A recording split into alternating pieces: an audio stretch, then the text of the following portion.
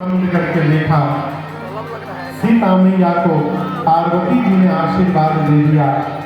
विश्वामित्र जी मन में बोले, राम उधर पार्वती जी ने यदि आशीर्वाद दे दिया है तो इधर मैं आपको आशीर्वाद देता हूँ।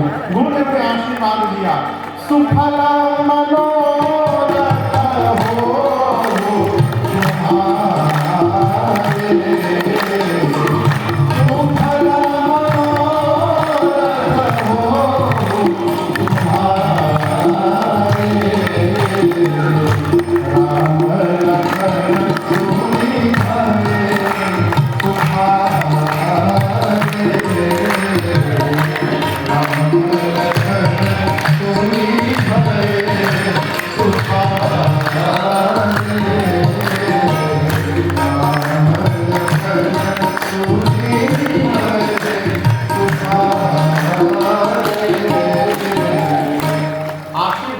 गुरुदेव का।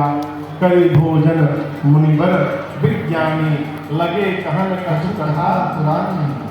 आरती के बाद भोजन भया, भोजन के बाद कुछ कथा सत्संग भई, विश्राम, संध्या, बयारू आरती, फिर रात्रि का भोजन, रात्रि के भोजन के बाद विश्राम।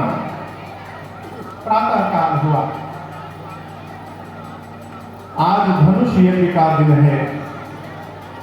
सतानंद जी को भेजकर जनक जी महाराज ने आदर पूर्वक राम लक्ष्मण विश्वामित्र आदि मुनियों को रणभूमि में बुलवाया है।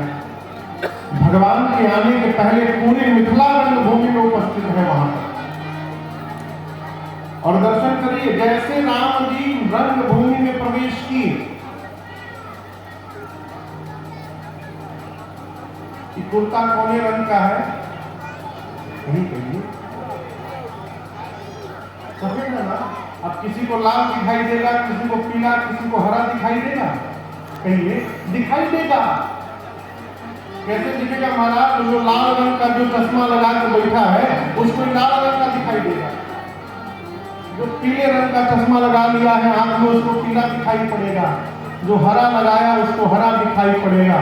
उसी प्रकार जैसे रघुनाथ जी रणभूमि में प्रवेश किए, एक ही राम जी सबको अलग अलग दिखने लगे।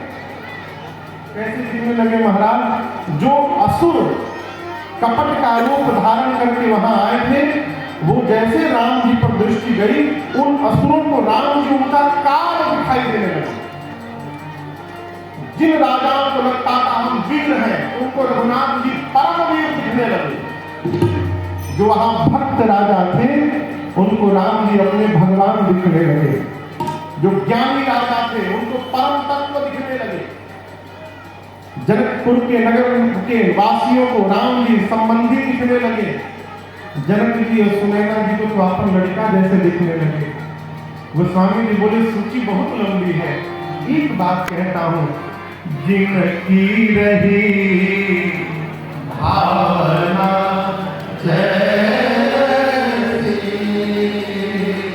प्रभु मूर्ति देखी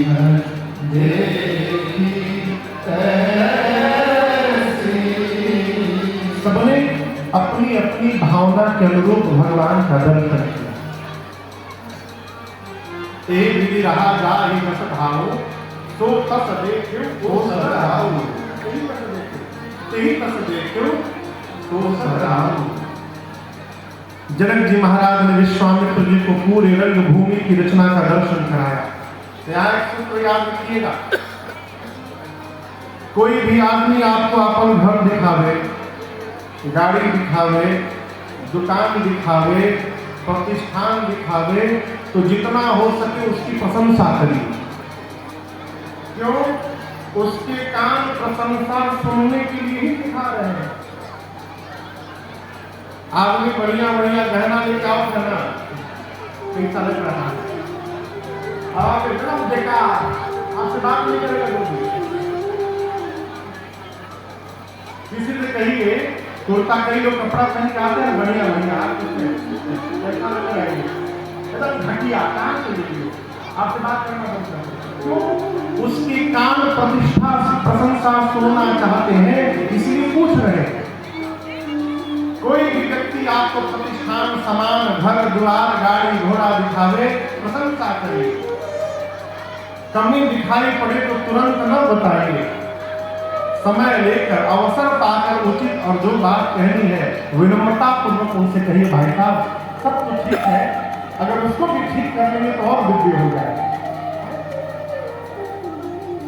यहाँ जनक जी महाराज ने दिखाया, विश्वामित्र जी ने बड़ी प्रशंसा की, भली रचना, जहां जाए भली रचना, इतनी प्रशंसा कर दिए। जनक जी महाराज बोले बाबा जी को सबसे ऊपर बिठाया जाए। सब मंचन पे मंच एक सुंदर विशद विशाल, मुनि समेत दो बंधुता बैठाए सबसे ऊंचे आसन पर विश्वामित्र जी को बिठाया गया। सभा में अगल बगल थोड़े छोटे छोटे आसन पर राम लक्ष्मण जी बैठे। जनक जी ने आदेश दिया, माँ की सखियां मेरी माँ को लेकर आई है रंगभूमि में, माँ के हाथ में जयमाल है। सीता मैया के अलौकिक सौंदर्य को देखकर जितने नर नारी थे सब मोहित हो गए। माँ जाकर अपनी माँ सुनैना जी के पास खड़ी हो गई। अवसर पाकर जनक जी महाराज ने अपने बंदी जनों को आदेश दिया कि सभा के मध्य में उपस्थित होकर और मेरा प्रण सुनाया जाए। बंदी जन बीच सभा में खड़े भये और विशाल भुजाओं को ऊपर उठा लिए। बोले बंदी वचन सोना सकल महिमा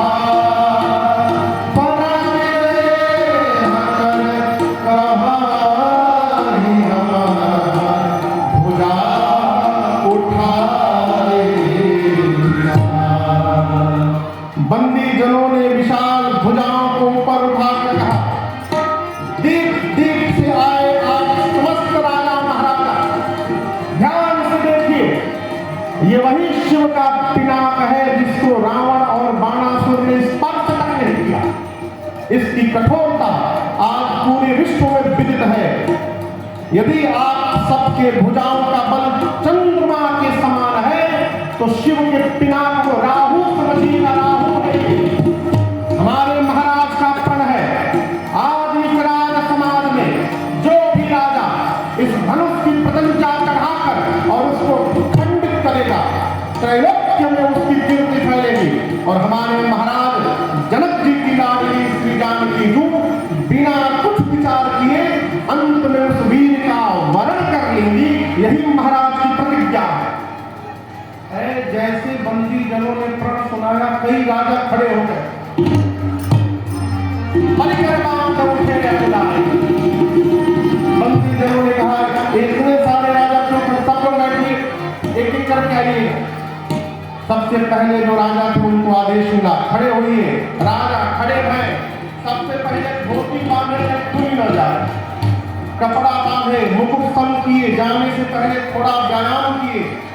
वो स्वामी जी कहते चले कैसे, इष्ट देव जाने से पहले अपने इष्ट प्रभु को प्रणाम किए, मन में कहे प्रभु जा रहा हूं, कृपा करिएगा, टूट जा रहे हमसे। उस सभा में कम से कम 10,000 राजा थे। एक राजा जब अपने भगवान से कहता था कि प्रभु हमसे टूट जाए, तो जो 9,999 बैठे थे वो अपने अपने भगवान से कहते थे प्रभु बचाना, इससे ना टूटने पाए। अब कहाँ एक राजा, कहाँ 9,999 राजा। तो स्वामी जी कहते राजा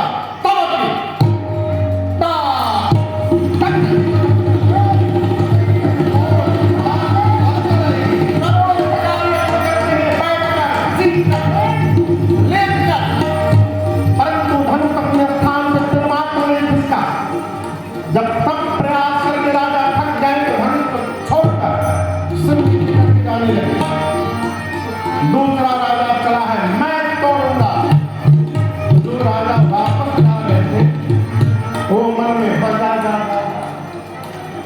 उठाइए तो बुझाई जा।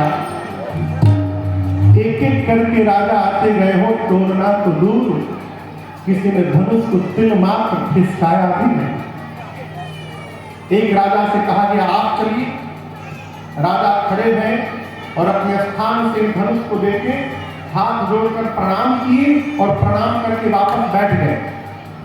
बगल के राजा ने कहा तुम वीर नहीं हो क्या? बोले परम वीर हो।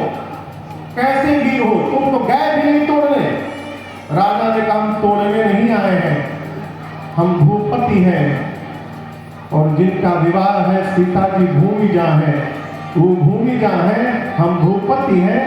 इस संबंध से सीता जी हमारी बेटी हो गई, हम यहाँ बिटिया से विवाह करने नहीं आए हैं, हम बिटिया को विवाह में आशीर्वाद देने आए हैं। इसमें नहीं आए। स्वामी जी कहते हैं जिनके कछु विचार मन माही, चाप समीप महीप न जाही। थोड़ा भी मन में विचार था जिस राजा के, वो धनुष तोड़ने नहीं गया। एक एक करके सारे राजा प्रयास कर लिए, धनुष नहीं खिसका तो राजाओं ने मंत्रणा की आपस में मिल के तोड़ देते हैं। एक ने कहा मिल के तोड़ देंगे तो विराट किससे होगा। एक राजा ने कहा समस्या समाप्त हो पहले, मिल के तोड़ देते हैं, उसके बाद आपस में युद्ध कर लेंगे और जो विजेता होगा उससे विवाह हो जाएगा। राजाओं ने कहा स्वीकार है। गोस्वामी जी कहते हैं 10,000 राजा एक साथ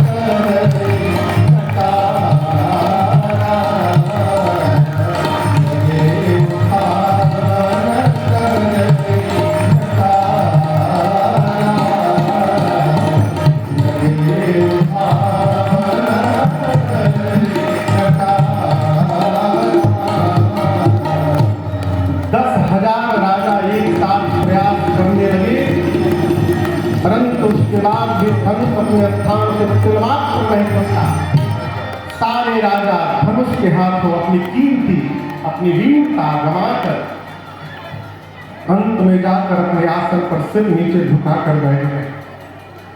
जब जनक जी महाराज ने देखा कि किसी भी राजा के द्वारा, किसी भी छोड़िए सारे राजा मिलकर भी और धनुष को तिल मात्र नहीं खिसका पाए, जनक जी महाराज को आवेश आ गया, क्रोध में आ गए। जनक जी खड़े भय पूरी सभा को संबोधित करके कहने लगे, दीप दीप के राजा महाराज ध्यान से सुनिएगा, मैंने आप में से किसी को यहाँ बुलाया नहीं है। जितने आप राजा हैं आप सब मेरा प्रण सुन सुन के यहाँ आए हैं। कौन नहीं आए? देवता आए हैं, दैत्य आए हैं, पृथ्वी से मुनि आए हैं, पाताल से नाग तक आए हैं। क्या बोल रहे थे? अभी तोड़ूंगा। अरे तोड़ना तो दो, आप में से किसी ने धनुष को तिल मात्र खिसकाया भी नहीं है।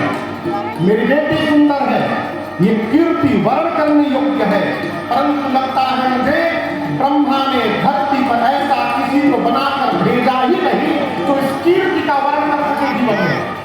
ध्यान से सुनिएगा, आज के बाद जितने राजा यहाँ बैठे हैं कोई इस बात का माफ नहीं करेगा कि मैं वीर हूं। मैं जान गया कि धरती वीरों से रिक्त हो चुकी है। क्या बैठे हो? विवाह का आस छोड़िए, घर वापस जाइए। ब्रह्मा ने मेरी बिटिया के भाग्य में विवाह नहीं लिखा। मैं जनक आज यदि प्रण का त्याग करता हूं तो कीर्ति कलंकित होती है। प्रण पे टिका रहता हूं, मेरी बेटी कुंवारी रह जाती है। जानता धरती पर एक भी वीर नहीं बचा। मैं जनक कहता हूं ऐसी प्रतिज्ञा करके संसार में अपना उपहास कदापि नहीं होने देगा। जनक जी ललकारे। जब पहली बार जनक जी ने गर्जना की कि धरती पर कोई आज के बाद अपने आप को वीर नहीं बोले, लक्ष्मण जी सुने, पूरा शरीर क्रोध में कांपने लगा। फिर मन में सोचे गुरु जी बैठे हैं, भैया बैठे हैं, अवश्य ये लोग कोई ना कोई उत्तर देंगे। पूरा का पूरा क्रोध लक्ष्मण जी पी करके बैठ गए। परंतु जब दूसरी बार जनक जी ने विरक्त को ललकार दिया, जाओ जनक हो बिनु भट्ट भूमि भागी, जानता धरती पर कोई वीर नहीं बचा है। ऐसी प्रतिज्ञा करके स्वयं को उपहास का पात्र नहीं होने देता। लक्ष्मण जी सुने, गोस्वामी जी कहते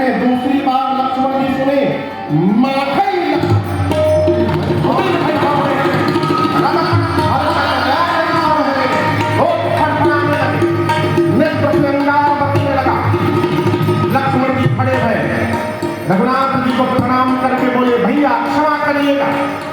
रघुवंश का एक छोटा सा बालक जिस सभा में बैठा हो, किसी की औकात नहीं कि बोल दे धरती पर कोई वीर नहीं है, आप ये रहते कहीं जनक जसी अवचित वाणी,